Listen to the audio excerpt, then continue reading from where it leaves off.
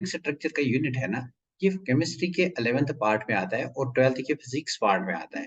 इसलिए ये वाला क्वेश्चन जो है this has been asked in your physics from the concept atoms, molecules and nucleus.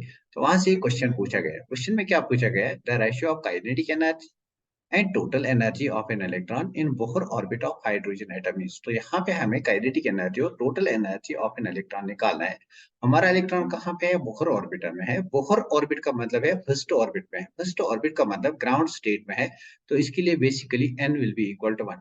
अब हाइड्रोजन एटम की बात होगी। हाइड्रोजन एटम के लिए हमारे पास जो एटॉमिक नंबर है Z, दैट्स इक्वल टू 1।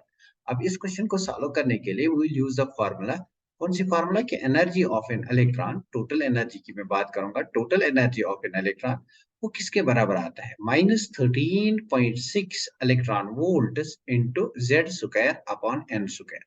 ये बेसिक फार्मूला है to find the energy of an electron. यहाँ पे z क्या है, atomic number. In the present case this z is equal to 1।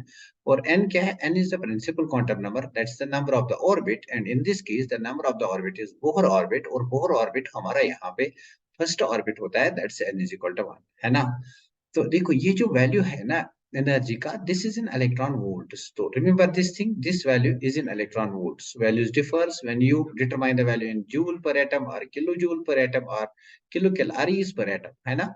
So in the previous video I have given all the types of the values are in different units. So चलिए, this is our total energy. So substituting the values, our total energy will come out to be 13.6 into Z हमारे पास 1 है और n भी हमारे पास 1 है। तो इसका कोई सेंस नहीं बनता है। So it is -13.6 electron volt. अब अगर आपको काइनेटिक एनर्जी निकालनी है, so you should know, previous lecture में मैंने पढ़ाया था कि kinetic energy is equal to negative of total energy. So ये कहाँ से आता है, these are actually the results of virial theorem, है ना।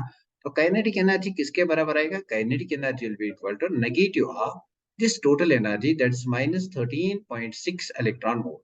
Minus into minus is plus. So kinetic energy basically आपका किसके बराबर आएगा, 13.6 इलेक्ट्रॉन वोल्ट, है ना।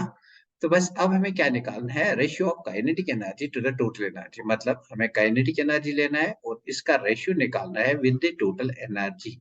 तो बताइए काइनेटिक एनर्जी जो आपका है वो किसके बराबर है, 13.6 इलेक्ट्रॉन वोल्ट, और टोटल एनर्जी जो है दैट्स -13.6 इलेक्ट्रॉन वोल्ट, है ना। अब देखो 13.6 1 हजार, 13.6 1 हजार मीन्स काइनेटिक एनर्जी इज 1 और टोटल एनर्जी क्या आया, -1। सो ये इनका एक्चुअली रेशियो बनेगा। So what is the correct option, the correct option of this question is option number B, that's 1:-1। I hope this question is clear to you, isn't it?